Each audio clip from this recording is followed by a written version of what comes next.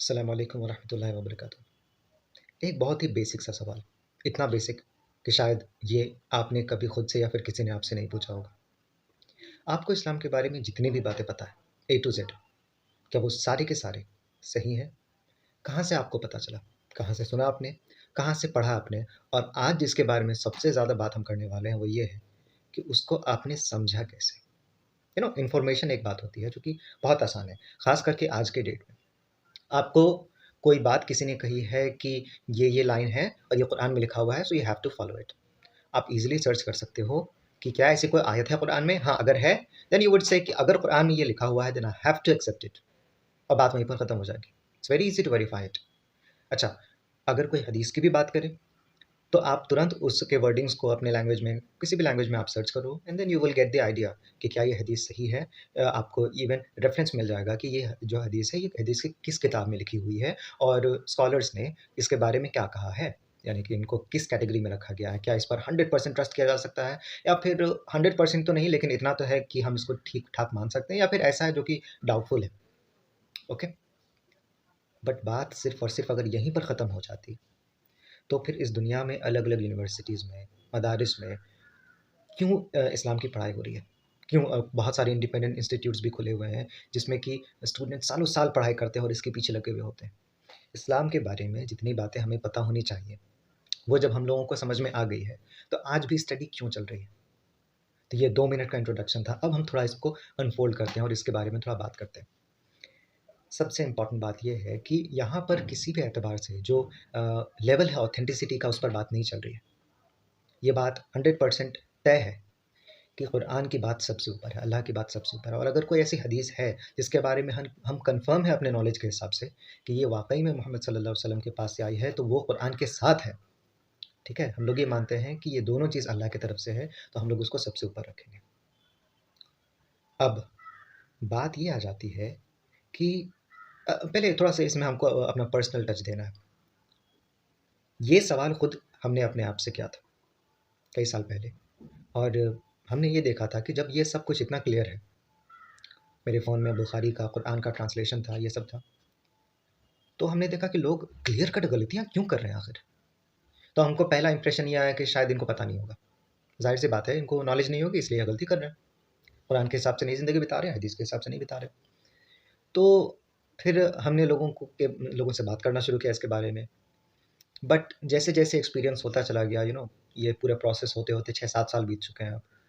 अब ऐसा लग रहा है कि जो भी हम मुसलमानों के बारे में या इस्लामिक हिस्ट्री और स्कॉलर्स के बारे में जानते थे, आई थिंक उसमें थोड़ा-सा मॉडिफ़िकेशन की ज़रूरत है। ऐसा नहीं है कि हम बिल्कुल गलत थे लोगों के बारे में सोचकर। हम वो सेक्युलर या फिर आप लिबरल जो भी कह लें, वो व्यू हम इसमें नहीं लगाने वाले हैं। क्या? क्या है वो व्यू? सब जो कर रहा है सब सही है। नो, आई डोंट थिंक सो।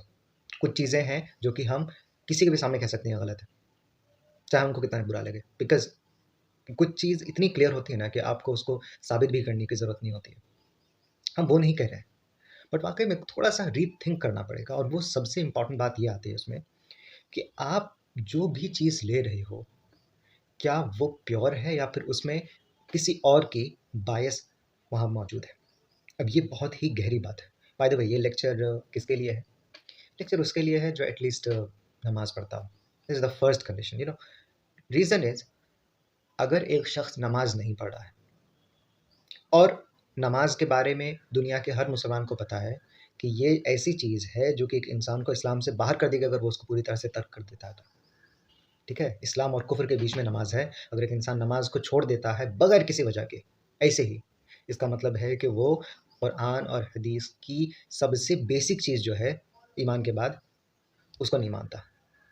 तो फिर उस शख़्स को हम बिल्कुल इनकरेज नहीं करेंगे कि आप किसी भी स्कॉलर के लेक्चर को सुनो या फिर कुरान की तिलावत करो या फिर हदीस को पढ़ो, नो। एक शख़्स जो कि दीन का इल्म बहुत ज़्यादा नहीं रखता है लेकिन 5 वक़्त का नमाज़ पढ़ता है, कहीं गुना ज़्यादा बेहतर है उस शख़्स से जिनको बहुत नॉलेज है लेकिन उनको नमाज़ की कोई फ़िक्र नहीं। उनकी नॉलेज बिल्कुल काम नहीं आने वाली है, उल्टा उनकी नॉलेज उनके खिलाफ गवाही देने लगेंगी। इसीलिए हम नहीं चाहते हैं कि ये लेक्चर वो लोग सुनें जिनको बस क्यूरियोसिटी है जानने की चीज़ों को। आपको जो भी क्यूरियोसिटी है, पढ़ने के लिए, समझने के लिए, सुनने के लिए आपको हज़ारों चीज़ें मिल जाएँगी। लेकिन नमाज़ को किसी भी चीज़ के ऊपर नहीं रखा जा सकता है। तो अगर अभी तक वाक़ई में it will be a great great honour कि अगर ये 5 मिनट तक कोई ऐसा शख़्स यहाँ पर टिक गया हो, जो कि नमाज़ नहीं पढ़ता हो। It's an impossible thing for me, जहाँ तक मेरा एक्सपीरियंस कहता है। एनीवे, अगर वाक़ई में कोई है, तो फिर हम दिल से उनको रिक्वेस्ट करेंगे, क्योंकि आपको पता है कि नमाज़ कितनी इम्पोर्टेंट है, तो प्लीज़, प्लीज़ उस पर थोड़ा ध्यान दीजिए। ये सब चीज़ें होती रहेंगी। ये सबके लिए ज़रूरी भी नहीं है। अच्छा, अब आते हैं अपने टॉपिक पर। बायसनेस का ये मतलब होता है कि कोई चीज़ एक्चुअल में जैसी हो, वो आप नहीं सोचकर और समझकर, आप उसके बारे में कुछ और मन पहले से बना चुके हो। कोई मुसलमान जो कि दीन को स्टडी कर रहा है, वो इस बात को एक्सेप्ट नहीं करता कभी भी, ठीक है? लेकिन ये ऐसी चीज़ है जिसको आप अवॉइड नहीं कर सकते हो। हम अवॉइड नहीं कर सके आज तक। अच्छा, क्या है ये? क्यों है ये? कुरान और हदीस दोनों चीज़ ओरिजिनली अरेबिक में। पहली बात, अगर एक शख्स को अरेबिक नहीं समझ में आती है, तो वो इनको ओरिजिनली कैसे समझ सकता है? हाँ, हो सकता है कि आप में से कुछ लोग ऐसे हों जिनको अरेबिक समझ में आती है।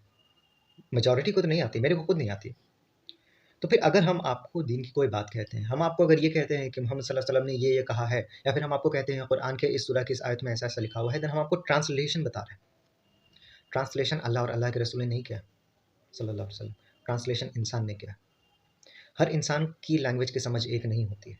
इसका ये साफ मतलब है कि एक बात की एक से ज़्यादा ट्रांसलेशन हो सकती है और उनका अलग-अलग मीनिंग भी निकल सकता है। फिर जिस चीज़ के लिए आप 100% कन्फर्म हो, ठीक है, कि ये चीज़ ऐसा ही होता है, क्या आपको लगता है ये बात समझने के बाद आप पूरी तरह से सही हो? क्या आपको नहीं लगता है इसका एक और भी हो सकता है? बस ये सबसे पहली बात है। अगर हम कुरान और हदीस के बारे में ही 100% कन्फर्म होके नहीं कह सकते हैं कि इसका यही मतलब होता है और कोई नहीं हो सकता है, फिर हम कैसे कह सकते हैं कि हम बायस नहीं हैं? सबसे पहला बायसनेस आता है अ अ, उस ट्रांसलेटर पे जिसने ट्रांसलेट करके हमें दिया है। अब चलिए ट्रांसलेशन से ऊपर की तरफ जाते हैं। मान के चलिए अब हम उन उस इंसान पर बात कर रहे हैं जिनको अरेबिक आती है। से वो लोग जो कि मिडल ईस्टर्न कंट्रीज़ में रहते हैं या फिर कहीं भी रहते हैं, लेकिन उन्होंने अरेबिक को एज़ अ लैंग्वेज सीखा है। अब देखिए इसकी प्रॉब्लम ये है कि अरेबिक लैंग्वेज आज जैसी है और कुरान और हदीस में जो कि अरेबिक लैंग्वेज है, उनमें बहुत बड़ा फ़र्क है। कुरान अल्लाह का कलाम है, just try to think about it. इंसान जिस तरह से बात करते हैं, कुरान वैसे है ही नहीं। तो अगर कोई अरबिक को एज़ अ लैंग्वेज सीखा हुआ है, ऑफ कोर्स जैसे कि अरब कंट्रीज़ में रहने वाला इंसान, उसको ऐसा नहीं समझ लीजिए कि वो कुरान को रीड करेगा एंड देन उसको ऐसे समझ में आ जाएगा जैसे आपको न्यूज़पेपर रीड करके बात समझ में आ जाती है। It's not so. फिर भी चलिए मान के चलिए आपको बात समझ में आ गई, लेकिन समझने के भी ऊपर इंटरप्रिटेशन नाम की भी एक चीज़ होती है जो कि बहुत ही ज़्यादा अहम है। इंटरप्रिटेशन का ये मतलब होता है कि जो भी बात है, आप उसको समझकर अप्लाई कैसे करोगे? प्लस एक और कॉम्प्लेक्सिटी ये आ जाती है कि आपको अगर कुरान की अलग-अलग आयत में किसी तरह का ऐसा लगे कि समझ में नहीं आ रहा है कि ये चीज़ कुरान एक जगह ऐसा करने को कह रहा है, दूसरी जगह ऐसा करने को कह रहा है, आप फाइनल डिसीजन तक कैसे पहुँचोगे? ये चीज़ हदीस में तो बहुत ज़्यादा होती है। यानी कि किसी चीज़ को समझना और उसको फिर अप्लाई करना, ये एक अलग कॉम्प्लेक्सिटी है और ये काम एक इंसान जो कि सिर्फ़ और सिर्फ़ लैंग्वेज को समझता है, ज़िंदगी में नहीं कर सकता। उसको पता है कि इस जो ये जो चीज़ लिखी हुई है, इसका ये मीनिंग है, बट उसका इंटरप्रिटेशन निकालना और उसको ज़िंदगी में अप्लाई करना, ये बहुत अलग चीज़ है और वो नहीं हो सकता है। अच्छा, फिर वो कौन करेगा? यहाँ पर ज़रूरत पड़ती है स्कॉलर्स की, उलेमा की, जो कि कुरान को समझने के लिए अरबिक लैंग्वेज को उस तरह से समझे हुए हैं जैसे कि कुरैश कहा करते थे उस वक़्त। जिस जिस सेटअप पर कुरान नाज़िल हुआ है, मोहम्मद सल्लल्लाहु अलैहि वसल्लम भी कुरैश थे, इसीलिए तो। और उन्होंने हदीस का नॉलेज लिया है, उनको हदीस का चेन पता है कि कोई हदीस जो है वो सही कैसी होती है। कुरान को हदीस की मदद से, हदीस को कुरान की मदद से, मतलब कि दोनों को मिलाकर, सहाबा की लाइफ़ को देखकर, सारी चीज़ों को और लोगों की ज़रूरत को समझकर एक फ़ाइनल बात निकालते हैं और उसके लिए कुछ उसूल होते हैं, उसके लिए कुछ प्रिंसिपल्स होते हैं कि हम किसी बात को कैसे अप्लाई करेंगे और उसके लिए हम में डिफरेंसेस आने तय हैं। एक बहुत ही ज़रूरी बात है, ठीक है? आप अगर सोचोगे ना तो इसमें आप हैरान हो जाओगे कि ऐसा क्यों नहीं हुआ? होता तो क्या होता? पहले क्या लगता है? अच्छा बता ही देते हैं हम क्या सोचते हैं। ऐसा क्यों नहीं हुआ कि मोहम्मद सल्लल्लाहु अलैहि वसल्लम ने कुरान की हर एक आयत का मीनिंग और उसका तफ़सीर जो है, मीनिंग तो ज़ाहिर-सी बात मोहम्मद सल्लल्लाहु अलैहि वसल्लम अरबिक लैंग्वेज ही जानते थे, वो उर्दू में थोड़ी ना ट्रांसलेट करेंगे, उर्दू तो पैदा भी नहीं हुआ था उस वक़्त। लेकिन फिर भी मोहम्मद सल्लल्लाहु अलैहि वसल्लम हर एक आयत का एक्सप्लेनेशन क्यों नहीं किया सहाबा को? हमारे पास सहाबा की इतनी सारी अहादीस है, लेकिन कुरान के बारे में, हर एक आयत के बारे में मोहम्मद सल्लल्लाहु अलैहि वसल्लम से डायरेक्ट बात क्यों नहीं है? कि देखो इस आयत का ये मतलब है, इसको ऐसे अप्लाई करते हैं, इसको ऐसे करते हैं, इसको ऐसे करते हैं। हाँ, हम लोग इन जनरल कहते ज़रूर हैं कि मोहम्मद सल्लल्लाहु अलैहि वसल्लम जो है उनकी ज़िंदगी ही कुरान थी। ये खुद आयशा रज़ियल्लाहु अन्हा कहती हैं। उन्होंने कुरान को जी कर दिखाया, लेकिन फिर भी डिफरेंसेस तो फिर भी मिलते हैं। अलग-अलग सहाबा जो है उन्होंने मोहम्मद सल्लल्लाहु अलैहि वसल्लम को अलग-अलग चीज़ें करते हुए देखा है। दोनों हदीस सही है। बात ये है कि अल्लाह खुद चाहते हैं, अच्छा ऐसा क्यों नहीं है? प्रोबेबली प्रोबेबली अल्लाह खुद चाहते हैं कि हम लोग कुरान को फ्रेश पढ़ें हर बार, हर इंसान, और हम लोग इसके मीनिंग के बारे में सोचें, और हर किसी को शायद कुछ नया चीज़ मिलेगा इसमें। और ये जो प्रैक्टिस है, ये जो तदब्बुर जिसको हम लोग कहते हैं, कॉन्टेम्पलेशन कहते हैं, सोचना, ध्यान लगाना कुरान के ऊपर, ये सबसे ऊपर इबादत की चीज़ों में से एक है। अल्लाह तारीफ़ करते हैं ऐसे लोगों की जो इस चीज़ में मशगूल रहते हैं। बट यहाँ पर पॉइंट इस इबादत की नहीं, यहाँ पर पॉइंट हम प्रैक्टिकल लाइफ़ की कर रहे हैं। अगर मेरे को किसी चीज़ का मसला जानना है, ये पॉसिबल है कि हम खुद इसको पढ़कर, इस पर गौर व फ़िक्र करके एक फाइनल रूलिंग निकालेंगे एंड देन हम उसको अप्लाई करेंगे? नहीं, ये अलाउड नहीं है मेरे को। इसीलिए हमें स्कॉलर्स की, उलमा की ज़रूरत हमेशा-हमेशा है, और हमारी ज़रूरतें, हमारे हालात वक़्त के साथ बदलते रहते हैं, इसलिए स्कॉलर्स चाहिए। अच्छा, ये सब बात सुनकर और समझकर ही ज़्यादातर लोग दुनिया भर में ये समझते हैं कि कुरान का ट्रांसलेशन और हदीस का ट्रांसलेशन नहीं पढ़ना चाहिए, क्योंकि इससे हमें जो है वो अ, समझ में नहीं आएगा, गलत इंटरप्रिटेशन हो जाएगी। ये बात गलत है। अगर ऐसा होता तो फिर हमारे लिए जो अरबिक नहीं जानते उनके लिए कुरान को गौर व फ़िक्र करना नामुमकिन होता। हम अगर करेंगे भी, कुरान के पढ़ेंगे और उसके बारे में सोचेंगे, उसके मीनिंग्स के बारे में, अल्लाह हमसे क्या कहना चाह रहे हैं, उसके लिए मेरे को मेरे लैंग्वेज में पढ़ना पड़ेगा। ऐसा नहीं है कि हम अरबिक सीखेंगे, ये बहुत मुश्किल काम है, हर किसी के लिए पॉसिबल नहीं है। तो कुल मिलाकर इसका खुलासा ये है, इसका समरी ये है कि आप कुरान के ट्रांसलेशन को पढ़िए, आप हदीस के ट्रांसलेशन को पढ़िए। आपको कुरान और हदीस में बेसिकली 2 तरह के आयत मिलेंगे। एक ऐसी जो है चीज़ें जो कि डेली लाइफ के बारे में, यानी कि किसी मसले के बारे में बात हो रही है। नमाज़ कैसे पढ़ते हैं, रोज़े के क्या नियम कानून हैं, हज कैसे करते हैं, ये सारी चीज़ें जो है, इस पर आप डिसीजन मत लीजिए। लेकिन कुछ स्कॉलर्स कहते हैं कि कुरान जो है 30% भी ये नहीं है, यानी कि कुरान में इस तरह की चीज़ें आपको 30% भी नहीं मिलेंगी, उससे कम मिलेगा। मोस्टली आपको क्या मिलेगा?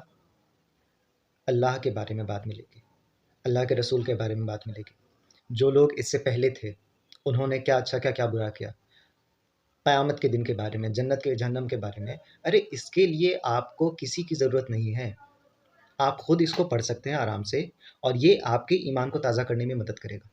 तो प्रॉब्लम ये है, 2 तरह की चीज़ें हैं। एक वो लोग होते हैं जो कि ये कहते हैं कि जो भी लोग किसी आलिम की बात मानते हैं, वो गुमराही कर रहे हैं, क्योंकि हर मुसलमान पर फ़र्ज़ है कि वो इल्म हासिल करे। ये मोहम्मद सल्लल्लाहु अलैहि वसल्लम की हदीस सच में है कि हर मुस्लिम पर फ़र्ज़ है कि वो इल्म हासिल करे। इसका मतलब है कि हर मुस्लिम को ये चाहिए कि वो खुद दीन को सीख कर उस पर अमल करे, यानी कि उसके लिए कुरान और हदीस काफ़ी है। ठीक है? और अगर हम किसी भी चीज़ के लिए किसी आलिम से बात कर रहे हैं और उनसे पूछ रहे हैं कि ये कैसे होता है अपनी डेली लाइफ़ के लिए, इसका मतलब है कि हम उसको ब्लाइंडली फ़ॉलो कर रहे हैं, और यहाँ पर क्या कर रहे हैं हम लोग, उस स्कॉलर को कुरान और हदीस से भी ऊपर रख रहे हैं। ये गलत है, ये सोच ही गलत है। और ये लोग ऐसा कहते हैं कि ग्रुप्स बनाना अच्छी चीज़ नहीं होती है, कि हम इनको फ़ॉलो करते हैं, हम उनको फ़ॉलो करते हैं, और सिर्फ़ कुरान और सुन्नत पर बात होनी चाहिए। प्रॉब्लम ये है कि ये अपने आप में एक नया ग्रुप है। ये कैसे हो गया कि लोग जो है इस कोशिश में लगे थे, कुछ लोग, यानी कि एक पर्टिकुलर ग्रुप है, हम उसको ग्रुप ही कहेंगे, जो कि मुसलमानों के बीच के जो झगड़े हैं उनको मिटाने की कोशिश कर रहे थे। ये कोशिश कर रहे थे कि लोग सिर्फ़ और सिर्फ़ कुरान और हदीस की बात समझें, और बाकी इधर-उधर की जो भी चीज़ें हैं सबको ख़त्म कर दें। बट प्रॉब्लम ये है कि इवन सहाबा इस चीज़ पर नहीं अमल किए। अगर ऐसा होता, इस्लाम सबसे ज़्यादा प्योर कहाँ पर था? मोहम्मद सल्लल्लाहु अलैहि वसल्लम जब सहाबा के बीच में थे उस वक़्त, और मोहम्मद सल्लल्लाहु अलैहि वसल्लम जैसे ही वफ़ात पाए, उनके ठीक बाद का जो टाइम था, मतलब दैट इज़ द प्योरेस्ट। लेकिन फिर भी अगर सहाबा अगर कुरान और हदीस को अलग-अलग तरह से समझ सकते थे और दूसरों को इससे प्रॉब्लम नहीं था। एक सहाबी हैं जो कि बहुत बड़े आलिम हैं, मोहम्मद सल्लल्लाहु अलैहि वसल्लम ने उनको आलिम कह दिया है, और कुछ ऐसे भी सहाबी थे जो कि मोहम्मद सल्लल्लाहु अलैहि वसल्लम के लाइफ में लोगों को फतवा दिया करते थे।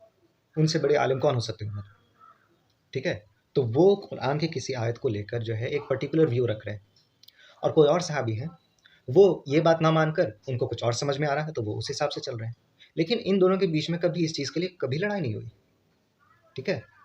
वरना आज के लोग जैसे हैं, ये लोग तो हाथापाई तलवार तक उठा ले एक दूसरे के ऊपर। जिनको इतना नॉलेज था, उन्होंने इस बात को समझा, और हम लोग ये समझते हैं कि मेरे को जैसा इस्लाम समझ में आता है वही एक अकेला तरीका हो सकता है और कोई और नहीं। अच्छा, फिर इसका क्या मतलब है? वो लोग जो बोल रहे थे कुरान और हदीस सबसे ऊपर होनी चाहिए, ये बात तो बहुत प्यारी है, बहुत अच्छी है। आपको क्या प्रॉब्लम है इसमें? यही तो सबसे बड़ा कैच है इस चीज़ का। बातें बहुत अच्छी होती हैं कोई-कोई, ठीक है? लेकिन जब बात आ जाती है उस पर अमल करने की, तब समझ में आता है। ओके?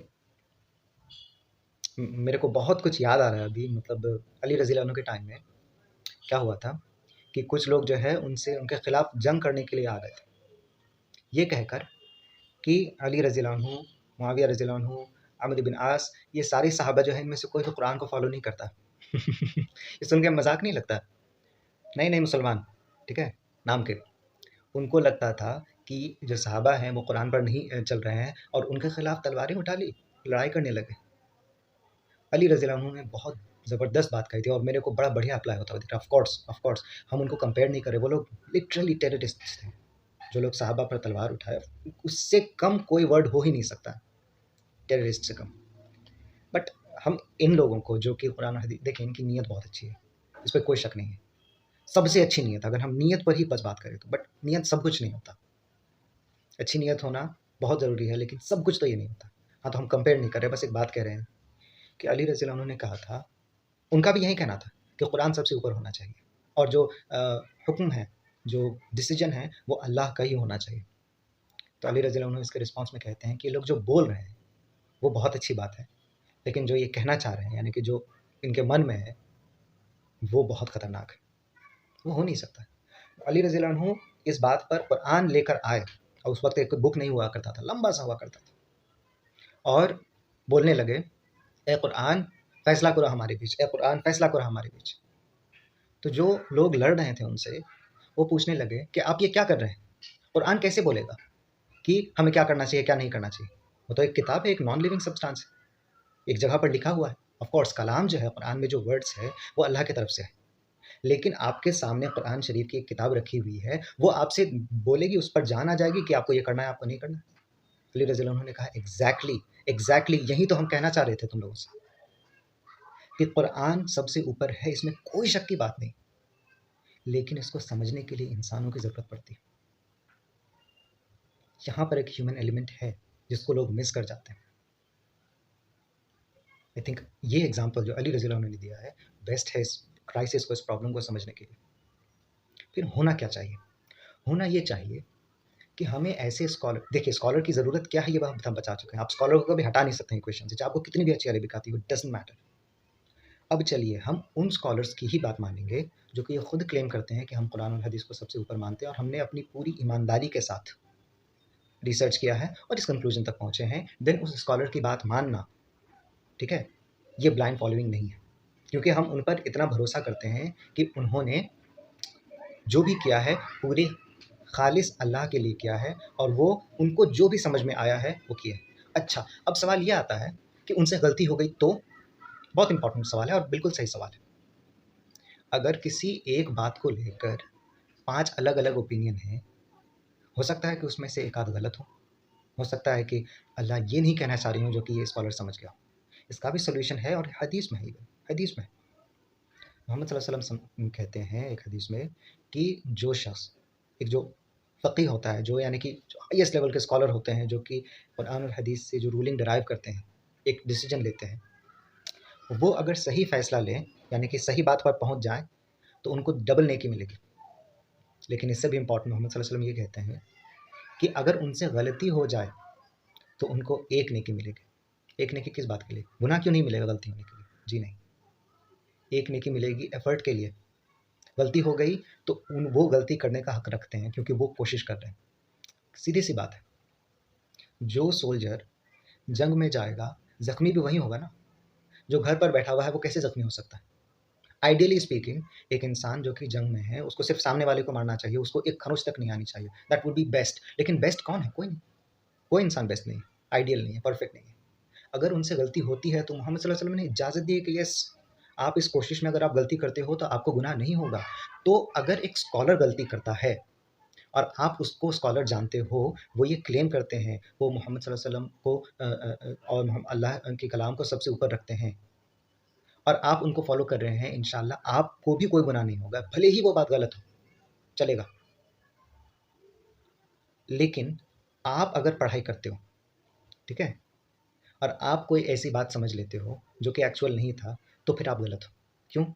क्योंकि आप क्वालिफाइड नहीं थे कंक्लूजन निकालने के लिए। आपने उतनी स्टडी नहीं की, आपके पास डिग्री नहीं थी कि आप इस चीज़ को खुद से पढ़कर एक कंक्लूजन निकाल कर अपने लाइफ में फॉलो कर सको। ये पर्सनल लेवल की बात कर रहे हैं। अब एक उससे भी बड़ा क्राइसिस है लोगों के बीच में कि लोग सोशल मीडिया में कुछ भी बोलने लग रहे हैं और उनके पास हर बात का जवाब है। एक बात हम पॉजिटिव कहना चाहेंगे, हमेशा बस नेगेटिव बात नहीं कहनी चाहिए। बदलाव तो आया है हमारे बीच में वाक़ई में। बहुत अच्छा हमको लग रहा है। आज से आप 7 साल, 8 साल पीछे चले जाइए, जब सोशल मीडिया नया-नया आया था, स्पेशली व्हाट्सएप जब नया-नया आया था हमारे बीच। आया तो बहुत पहले होगा, बट हम लोगों के बीच में हम अपनी बात कर रहे हैं। ऐसे-ऐसे मैसेजेस आते थे कि आप ये कर लो, इसको इतने बार फॉरवर्ड करो और मोहम्मद सल्लल्लाहु अलैहि वसल्लम के नाम पर बहुत सारी उल्टी-सीधी बातें आती थी। अब नहीं है वो, कितनी खुशी की बात है। इसीलिए हम कह रहे हैं हमेशा नेगेटिव बात नहीं करनी चाहिए। आप लोग अगर अभी मतलब से 20 साल के भी हैं, 18 साल के हैं, तो आपको तो 5-7 साल पहले की बात याद होगी ना? आप फ़ोन यूज़ करते होंगे मेबी। कैसी-कैसी बातें हवा में फैलती रहती थी। एक बार कौन से 2016 की बात है मेरा ख़्याल है, 15-16 की। स्कूल में थे उस वक़्त हम। रमज़ान का टाइम था। किसी ने ऐसे ही हवा में बोल दिया कि दुनिया ख़त्म होने वाली है इस डेट को इतने बजे। लोग मान गए उसको, पागल की तरह करने लगे थे। अब नहीं होता ये। That's a good thing. ये बहुत अच्छी बात है। लोग ऑथेंटिसिटी को जो है ऊपर रखने लगे हैं। अब लोग फैक्ट चेक करने लगे हैं। न्यूज़ चैनल भले ही इस चीज़ को नहीं समझता है, न्यूज़ चैनल कुछ भी चला देता है, बट हम लोग अगर पर्सनल लेवल की बात करें, ठीक है? अच्छा, न्यूज़ की भी अगर बात करें, तो एक तो न्यूज़ है जो कि टीवी चैनल पर चलता है और एक वो न्यूज़ है जो कि यूट्यूबर्स वो लोग करते हैं। कहीं बेहतर है यूट्यूबर्स टीवी चैनल्स के कंपैरिज़न में। तो मिस इन्फॉर्मेशन जो है इवन इस्लामिक स्टडीज़ में अब कम होने लगी है और लोग ये पूछने लगे हैं कि आप जो ये बात कह रहे हो कि कितना सच है? लोग खुद से सर्च करके देखने लगे हैं, which is very good, very good. एक अच्छा कदम है। लेकिन यही थोड़ा ज़्यादा हो गया आजकल। ये हो गया है कि कई लोग जो कि क्वालिफ़ाइड नहीं हैं रूलिंग्स निकालने के लिए, वो यूट्यूब पर वीडियो बनाकर डाल दे रहे हैं कि ये चीज़ ऐसे करते हैं, ये चीज़ ऐसे करते हैं, ये ऐसा होता है, ये वैसा होता है। ये नहीं करना चाहिए। It's not right. आप अगर अपने पर्सनल लाइफ़ में कुछ भी कर रहे हो, आप अपना अगर एक्सपीरियंस शेयर करना चाहते हो, देन उसमें कोई प्रॉब्लम नहीं, ठीक है? हम अगर एक वीडियो बनाएँ कि नमाज़ हम इस तरह से पढ़ते हैं, हम कोई मेरे को गलत नहीं कह सकता है, क्योंकि मेरे पास हर एक स्टेप का, नमाज़ का एविडेंस है कि हमने इस चीज़ को यहाँ से पढ़ा है, ठीक है? और इसको जो है इतने सारे स्कॉलर्स इस पर एग्री करते हैं कि हाँ, ये सही तरीका है। बट प्रॉब्लम ये है कि हम ये कहें कि जो ऐसे नमाज़ नहीं पढ़ता उसकी नमाज़ नहीं होगी। देखिए दोनों कितनी अलग-अलग बातें हैं। भले ही हम ऐसा करने वाले नहीं हैं, लेकिन एक एग्ज़ाम्पल दिया। तो ये एक बहुत बड़ा क्राइसिस है और हम लोगों को उससे निकलना पड़ेगा। हम चीज़ों को गलत ना समझ लें, इसके डर से स्टडी करना छोड़ भी नहीं सकते हैं। लेकिन हम लोगों को ये देखना पड़ेगा ना कि हम कहाँ से स्टडी कर रहे हैं। यूट्यूब जो है, मेरे हिसाब से एक वीकेस्ट ज़रिया है। अगर हम तब तक नहीं मानेंगे किसी को कोई स्टडी कर रहा है, अगर वो किसी स्कॉलर का या स्कॉलर्स का लेक्चर्स ना देखे, खुद से पढ़े नहीं, that would be the minimum. और वो लोएस्ट में हम भी आते हैं।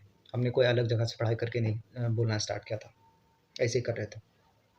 थोड़ा पर्सनल लेवल पर बात करें, तो हमने भी बहुत सारे वीडियोज़ बनाए हैं, इसमें कोई शक नहीं है।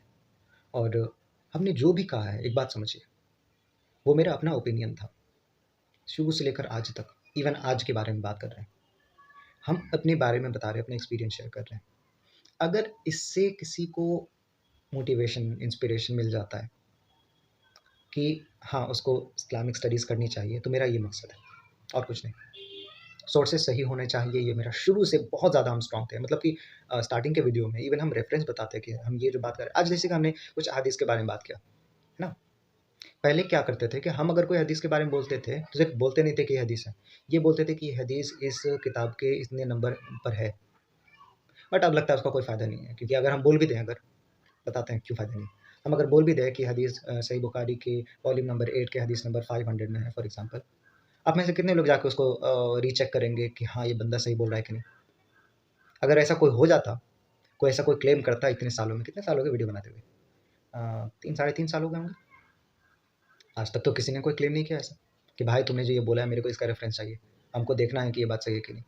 तो हमने भी सोचा यार काहे के लिए इतनी मेहनत करें, किसके लिए करें? जिसको मेरे पर ट्रस्ट है वो मेरी बात सुनेगा, जिसको नहीं है वो ना सुने। बहुत सारी चीज़ें हैं यूट्यूब पर।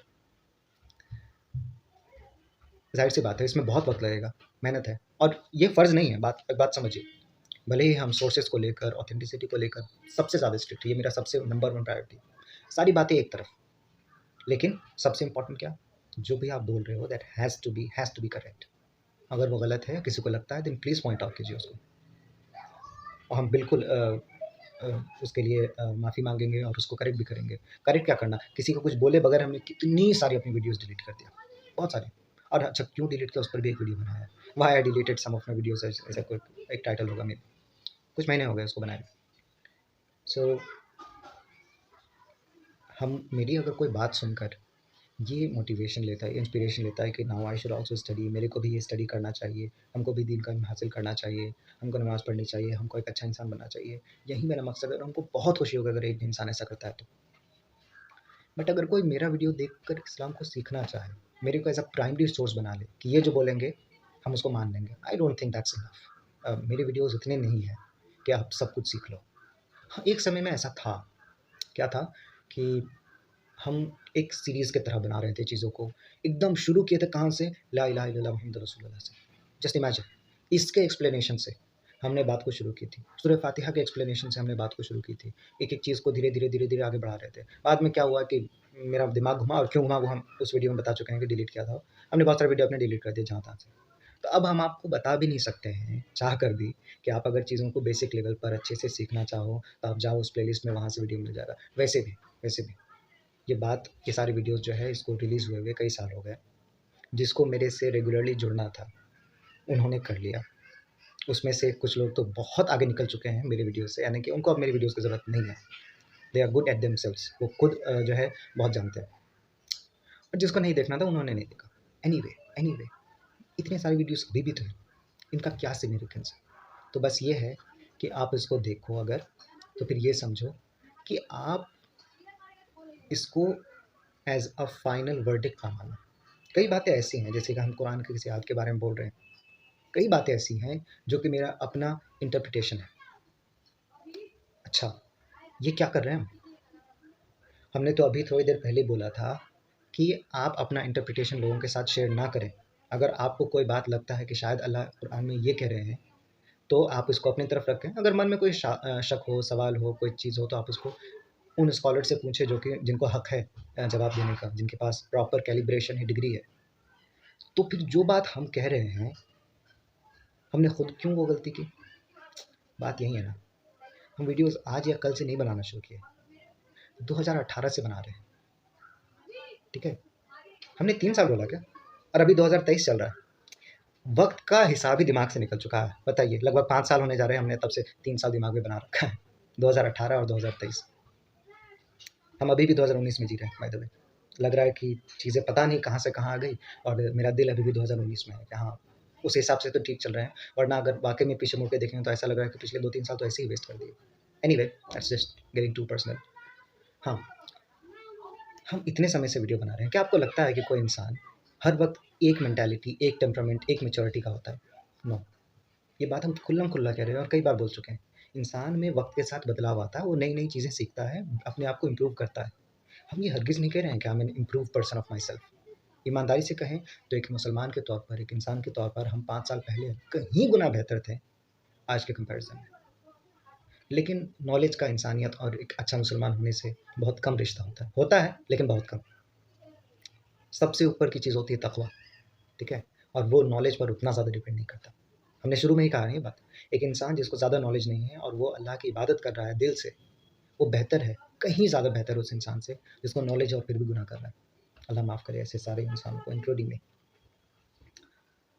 अच्छा, तो क्या इसका एक और रास्ता निकालें? एक काम करें, हम अपना सारा वीडियो डिलीट कर देते हैं ताकि इस चीज़ से बच सकें। नो, यार मेरी सारी बातें गलत थोड़ी ना हो सकती हैं।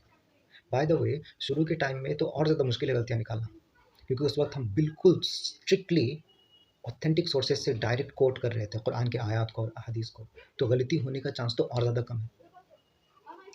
और हम जो भी बात कह रहे थे, कहते हैं, जनरली वो ऑलरेडी एस्टैब्लिश्ड होता है, मतलब कि उसकी तफसीर किसी बड़े स्कॉलर ने लिखी होती है या बोला होता है किसी लेक्चर में, और हम बस उसको रिपीट कर रहे होते हैं, जिसमें कि मेरा अपना व्यू, मेरा अपना फ्लेवर उसमें बहुत कम होता है जनरली स्पीकिंग। वो मेरे ज़्यादातर लेक्चर्स जो हैं, जो कि हैं इस चैनल में, आज जैसे नहीं है। आज जिस तरह से हम बात कर रहे हैं, बिल्कुल बिना किसी स्क्रिप्ट के, बिल्कुल के बिना किसी तैयारी के, बिना किसी सोच के, जस्ट कैमरा खोला और बोलना शुरू कर दिया, ऐसे सिर्फ 20% वीडियोज़ होंगे मेरा ख्याल है। बाकी 80% वीडियोज़ वाक़ई में अच्छे हो सकते हैं, मतलब कि ऑथेंटिसिटी की बात करें, पसंद नापसंद आपकी मर्ज़ी।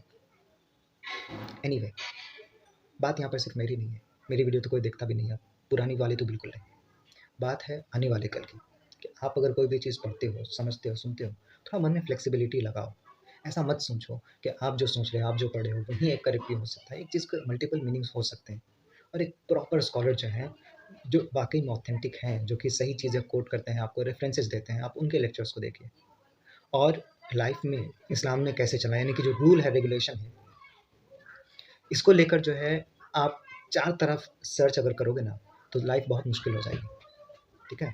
अब इसको लेकर भी 2 ओपिनियंस हैं। एक ओपिनियन ये है कि बेस्ट, अच्छा हम फिर से आइडियल की बात करते हैं। आइडियल ये है कि हर मुसलमान को इतना बड़ा स्कॉलर बन जाना चाहिए कि वो खुद डिसाइड कर सके कि सही क्या गलत क्या है। That's the best. लेकिन ऐसे कौन करता है? 1% लोग। तो चलिए 99% का ऐसे ही थोड़ी ना छोड़ सकते हैं। अच्छा, दूसरा तरीका ये है कि आप किसी एक पर्टिकुलर स्कूल ऑफ थॉट को, हनफी हो, शाफी हो, मालिकी हो, हम्बली हो, उसको फॉलो कर रहे हैं। अच्छा, तो अगर हमने किसी एक को चूज़ कर लिया है या बचपन से करते आए हैं, मेरे कल्चर में वो है, मेरी जगह में वो है, तो क्या ज़रूरी है कि हम हर चीज़ में उसको आँख बंद करके फ़ॉलो करें? नो। वन्स अगेन, यहाँ पर दिस जस्ट टू कॉम्प्लेक्स। फिर ध्यान से सुनिए। आप किसी एक पर्टिकुलर मज़हब को फ़ॉलो करते हैं, हनफी को, शाफ़िई को, मालिकी को, हम्बली को, और भी हैं, सिर्फ 4 नहीं, 4 तो बहुत फ़ेमस है। आप उसको कर रहे हो और आपको कोई एक चीज़ उसके अंदर सही नहीं लग रही है। कोई एक रूलिंग है, कोई एक प्रैक्टिस है जो कि आपको लग रहा है क्या कि मेरे को सही नहीं लग रहा। और आप इस पर रिसर्च करना शुरू करते हो, इंटरनेट में खोजना शुरू करते हो, और आपको किसी और जगह में, किसी और मज़हब में कोई ऐसी बात मिल जाती है जो कि ज़्यादा आपको क्लोज़ लगे कुरान और हदीस के। वाक़ई में, मकसद क्या है आपका? कुरान और हदीस से ज़्यादा क्लोज़ होना। आपको कोई और बात मिल जाती है किसी और जगह से, जो कि आपको लगता है कि नहीं, ये ज़्यादा सही लग रहा है। तो आपको पूरी इजाज़त है कि आप उस चीज़ को छोड़कर वो फ़ॉलो करो जो आपको इस वक़्त ज़्यादा सही लग रहा है। क्यों? क्योंकि आपने अभी स्टडी किया है। आप आँख बंद करके नहीं कर रहे हो। अच्छा, लेकिन इसका लिमिट क्या है? ऐसा थोड़ी ना है कि हम हर चीज़ में ऐसे ही रिसर्च करते रहें। इसका एक मिसयूज़ हो सकता है और हम उसके बारे में बात करना चाह रहे हैं। मिसयूज़ ये हो सकता है कि अब हम हर चीज़ के लिए स्कॉलर्स के अलग-अलग ओपिनियंस को सर्च करेंगे। उसमें से जो हमको सबसे आसान और सबसे प्यारा लगे, हम उसको फ़ॉलो करेंगे, बाकी को छोड़ देंगे। नो। अगर आप किसी चीज़ को एक्सेप्ट करते हो, तो उसके पीछे प्रॉपर एविडेंस होनी चाहिए, आपकी आसानी नहीं। फिर तो ये चीटिंग हो जाएगी ना। इसीलिए ये वीडियो हर किसी के लिए नहीं है। ये उन लोगों के लिए है जो कि दीन को स्टडी करते हैं और स्टडी करना चाहते हैं, और कुछ कैपेसिटी में लोगों तक भी दीन की बात करते हैं। तो जब आप स्टडी करें, तो इस बात का ख़्याल रखें कि ये कोई आसान चीज़ है नहीं। इसमें जो है बहुत दिमाग लगाना पड़ेगा, बहुत वक़्त लगाना पड़ेगा, तब जाकर चीज़ें ठीक से समझ में आएँगी। और अगर आप सिर्फ़ और सिर्फ़ अल्लाह के करीब आना चाहते हो, अगर आप सिर्फ़ और सिर्फ़ अपने दिल को साफ़ करना चाहते हो, तो उसके लिए कोई दिक्कत नहीं है, आप कर सकते हो। जिससे आपको अच्छा लगता है आप करो, ठीक है? हम नाम नहीं लेना चाहेंगे, लेकिन बहुत सारे ऐसे स्कॉलर्स हैं जो कि यूट्यूब पर हैं, जिनकी कुछ-कुछ बातें इतनी ज़्यादा गलत हैं कि आप उनको शिर्किया अल्फ़ाज़ कह सकते हैं कि ये जो है शिर्क की तरफ बुला रहे हैं, शिर्क की बातें कर रहे हैं। ऑफ़ कोर्स, हम इस मामले में बिल्कुल उसको नहीं मानेंगे, हम तो उसका वीडियो देख भी नहीं करेंगे। लेकिन अगर कोई और इंसान उसका वीडियो देख रहा है और उसको देखकर रोना आ रहा है, उसको देखकर उसको जो है लग रहा है कि मेरे को तौबा करना चाहिए, और उस वक़्त उस वक़्त वो इंसान सही बात कर रहा है। फिर वही बात आ जाती है। कोई इंसान 100% सही बात या 100% गलत बात नहीं कर सकता है। बात समझिए। आप जिसको अच्छा कह रहे हो, वो 100% सही नहीं हो सकता है। हम जिसकी बुराई कर रहे हैं ना, मेरे मन में जो अभी फ़िगर है, जिसका नाम हम नहीं लेंगे, बिल्कुल नहीं लेंगे क्योंकि उससे नुकसान ही हो जाएगा ज़्यादा। वो 100% गलत नहीं है, बिल्कुल नहीं। हो सकता है कि 5-10% उन्होंने गलत बात कह दी और मेरे कान में पड़ गई और मेरे को बहुत गुस्सा आ गया हो कि उन्होंने ऐसी बात कही कैसे? क्या सोच के कही थी? लेकिन उनकी जो बाकी 90-95% कंटेंट है, वो बहुत अच्छी है और लोग तौबा कर रहे हैं उनको उनका नाम सुन उनके लेक्चर सुनकर। लोग अल्लाह के करीब आ रहे हैं। हम उनको क्यों बोलेंगे, "अच्छा, तुमने इसका वो वाला वीडियो देखा है जिसमें इन्होंने ये बोला है?" अरे! वो उनसे कौन-सा रिश्ता कायम कर रहे हैं? वो कौन से उनके पास जाकर बैठकर उनसे स्टडी कर ऐसा अगर कोई करता तो हम उनको ज़रूर मना करते। भाई आप इनसे पर्सनली जाके स्टडी ना करें, आप इनके इंस्टीट्यूट में मत जाएँ, उन्होंने ऐसी-ऐसी बात कही है, क्या पता वाक़ई में ये इनका अक़ीदा हो और ये चीज़ आपको अगर सुना दी जाएगी और आप इसको आँख बंद करके मान लोगे तो आपका भी ईमान ख़राब हो जाएगा। बट यहाँ पर एक वीडियो की बात हो रही है यार, ये भी रैंडम पर्सन है, वो भी रैंडम पर्सन है, कोई भी किसी का भी वीडियो देख सकता है। अगर उससे फ़ायदा हो रहा है, एक इंसान जो है उसका ईमान ताज़ा हो रहा है, मेरे को तब उस इंसान से वो दुश्मनी हटानी पड़ेगी। वो हम फिर पर्सनली रख लेते हैं, अरे मेरे को उसका वीडियो नहीं देखना, नहीं देखेंगे। हम दुनिया को क्यों रोकेंगे कि उसका वीडियो मत देखो? हाँ, अगर स्पेसिफिक सवाल आए, इन्होंने ये वाली जो बात कही है, तुम इस पर क्या कहना चाहोगे? तब तो मेरे को सच कहना पड़ेगा, भाई गलत बोल रहे हैं। बट आजकल के लोगों की प्रॉब्लम यही हो गई है, जो कि एक टाइम में मेरी भी थी, कि हम लोग सिर्फ़ और सिर्फ़ उसी 5% नेगेटिविटी पर एक इंसान को पूरी तरह से जो है समाज से हटा देना चाहते हैं, सोशल मीडिया से हटा देना चाहते हैं, व्हिच इज़ इम्पॉसिबल। कभी नहीं होगा ऐसा। आप कभी भी लोगों को गंदगी से, बुरी चीज़ों से बचा नहीं सकते। ये दुनिया इतनी ओपन चीज़ है ना, ख़ास करके आज के टाइम में। कोई इंसान बहुत नेक है और वो वाक़ई में उसमें कोई शक नहीं है। वो अगर अपने बच्चे, अपना औलाद के बारे में भी सोचे ना कि हम इसको इतने अच्छे माहौल में रखेंगे कि इसको कभी कोई गलत चीज़ के कान में पड़े ही नहीं। तो मेरे भाई, अगर तुम मोहम्मद सल्लल्लाहु अलैहि वसल्लम के शहर मदीना में भी चले जाओगे ना, तो भी वो बच्चा गलत चीज़ें सीख लेगा, अनफॉर्च्यूनेटली। तो फिर आप दुनिया के कौन से कोने में जाना चाहोगे, जहाँ पर आप उसको बचा सकते हो? इसीलिए बेहतर क्या है? बेहतर है कि हम लोगों को, बच्चों के साथ-साथ सबको, हम आपकी, मेरी, सबकी बात कर रहे हैं, उनको सही-गलत का एक कॉन्सेप्ट वर्ड बहुत इम्पोर्टेंट है। एक बेसिक कॉन्सेप्ट पता होना चाहिए कि एक इंसान अगर गलत बोल रहा होगा आपको कभी भी फ्यूचर में, आप उनकी बात सुन के कह दोगे कि तुम गलत बोल रहे हो। आपको कोई स्कॉलर बनने की ज़रूरत नहीं है उनको सही-गलत कहने के लिए। कि इंसान जब दिल से स्टडी करता है और अल्लाह उसके दिल को उनके लिए खोल देते हैं, उसके बाद उसके अंदर एक समझ पैदा कर देते हैं अल्लाह। मोहम्मद सल्लल्लाहु अलैहि वसल्लम की एक हदीस है कि अल्लाह अगर किसी का भला करना चाहते हैं ना, तो उनको दीन की समझ दे देते हैं। कितनी बड़ी बात है होती है, कि किसी को बात समझ में आ जाएगी यार, ठीक है? मतलब कि अगर आपको वाक़ई में कोई इंसान बोलता है कि आपको अगर ये बीमारी का पर्टिकुलर, ठीक है, किसी को अगर कोविड हो गया है, तो वो अगर ये दुआ इतनी बार पढ़ लेगा तो उसका वो ठीक हो जाएगा। कोई ज़रूरत नहीं है आपको मोबाइल में सर्च करने की या किसी से पूछने की। आँख बंद करके लात मार के फेंक दीजिए उसको कि तुम गलत बोल रहे हो। क्यों? 2 रीज़न है। पहली बात है कि यार, जो बीमारी अभी-अभी पैदा हुई है, उसके बारे में हदीस में कैसे आ सकता है कि इस बीमारी के लिए ही ये वाली दुआ है। दूसरी बात ये है कि आप बोल रहे हो, आपका रेफ़रेंस क्या है? ठीक है? आपकी बात हम क्यों मानें? तो रेफ़रेंस सेकेंडरी है। सबसे पहली बात है, कॉमन सेंस के नाम की एक चीज़ होती है। ये कॉमन सेंस कब डेवलप होगा? मेहनत करनी पड़ेगी, थोड़ा वक़्त देना पड़ेगा, ये खुद आपके अंदर डेवलप हो जाएगा। एक एग्ज़ाम्पल दिए हम आपको, एक समय में के बाद आपको इससे भी ज़्यादा मतलब कि पोशीदा चीज़ें समझ में आ जाएँगी कि यार, यहाँ पर कुछ गड़बड़ लग रहा है, ये सही नहीं बोल रहा है शायद, उसकी ज़रूरत है। तो मकसद 2 होते हैं, वन सेकंड हम समरी अगर बता दें, मकसद 2 होते हैं हमें स्टडी करने के। अगर आप सीखने के लिए, समझने के लिए, अल्लाह के करीब आने के लिए जो है स्टडी करना चाहते हो, तो आप ज़रूर करो। कुछ जो अच्छा लगता है उससे करो। एक वक़्त में जब आपकी अंडरस्टैंडिंग डेवलप हो जाएगी, तो खुद ब खुद आप सही-गलत को अलग कर सकोगे। और अ, अगर आप प्रैक्टिस के लिए कुछ करना चाहते हो, नमाज़ को, रोज़ा के लिए, कोई भी मसला है, देन आप स्कॉलर से ज़रूर कॉन्टैक्ट करो उसके लिए। खुद से रूलिंग्स ना निकालो। और अगर आपको एक स्कॉलर से तसल्ली नहीं मिलती है, देन आप अलग-अलग जगह में देखो, अल्लाह से दुआ करो एट द एंड कि या अल्लाह, मेरे पास इतने सारे रास्ते दिख रहे हैं मेरे को, ठीक है? इस्तिखारा सिर्फ़ दुनिया की चीज़ों में हम लोग करते हैं, बहुत बुरी बात है ना, कि हम लोगों को ये करना चाहिए या नहीं करना चाहिए, ये इस्तिखारा या अल्लाह से दुआ करना है, क्या चूज़ करना है? सबसे पहले तो दीन में करना चाहिए, इस चीज़ के लिए हम सब ज़िम्मेदार हैं। हम लोग दीन के किसी बात के लिए अल्लाह से दुआ करें कभी कि या अल्लाह, मेरे को ये नहीं समझ में आ रहा है, तू मेरे को ये समझ अता फ़रमा, मेरे को ये दिल में ये बात मेरे डाल दे। अच्छा, आपको क्या लगता है अल्लाह जो है सिर्फ़ और सिर्फ़ नबी के दिल में बातें डालते हैं, वो तो डायरेक्ट हो गया। आपको सुन के बहुत अजीब लग सकता है, लेकिन ये बात पूरी तरह से सच है। अल्लाह हर एक इंसान के दिल से कम्युनिकेट करते हैं। मोहम्मद सल्लल्लाहु अलैहि वसल्लम की हदीस है कि अल्लाह के इंसानों का जो दिल है वो अल्लाह के 2 उँगलियों के बीच में है। अल्लाह इसको जिस डायरेक्शन में चाहे उसको फेर देता है। तो हम लोगों को दुआ करनी चाहिए कि अल्लाह हमारे दिल में वो बातें डाल दे, जो कि हमको हक़ की तरफ इशारा करे। और वो जिस चीज़ को हम कॉमन सेंस कह रहे थे ना, उसमें ये एलिमेंट भी सबसे इम्पोर्टेंट है। कॉमन सेंस भी उस इंसान को मिलती है जिसमें अल्लाह की मर्ज़ी होती है। हर कुछ हम लोग ये कहते हैं कि जो कुछ भी होता है वो अल्लाह की मर्ज़ी से होता है। तो इसमें हमारे ख़याल तक आते हैं। Would you believe it? Yes.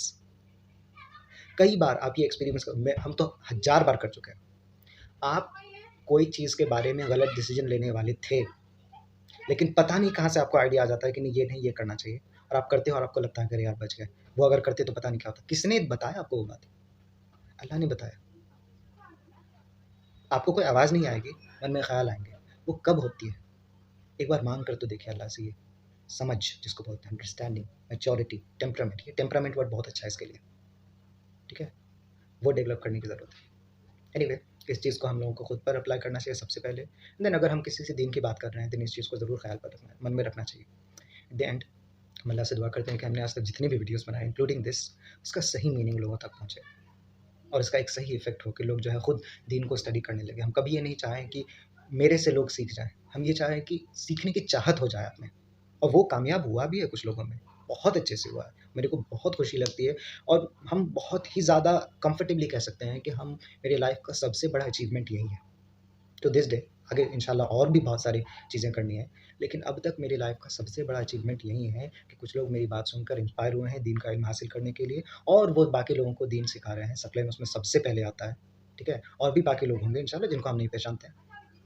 ये मेरी लाइफ़ का सबसे बड़ा अचीवमेंट है, इससे ऊपर हमने आज तक कोई काम नहीं किया है, और अल्लाह का शुक्र है, और अल्लाह से दुआ है कि हम और भी करते रहें, और सबसे ज़रूरी है कि हम अपनी भी इस ज़िंदगी में, पर्सनल ज़िंदगी में बेहतर मुसलमान बनें। आमीन रब्बिल आलमीन। सुब्हानकल्लाहुम्मा व बिहम्दिक, अशहदु अल्ला इलाहा इल्ला अंता, अस्तगफिरुका व अतूबु इलैक। अस्सलामु अलैकुम व रहमतुल्लाहि व बरकातुहू।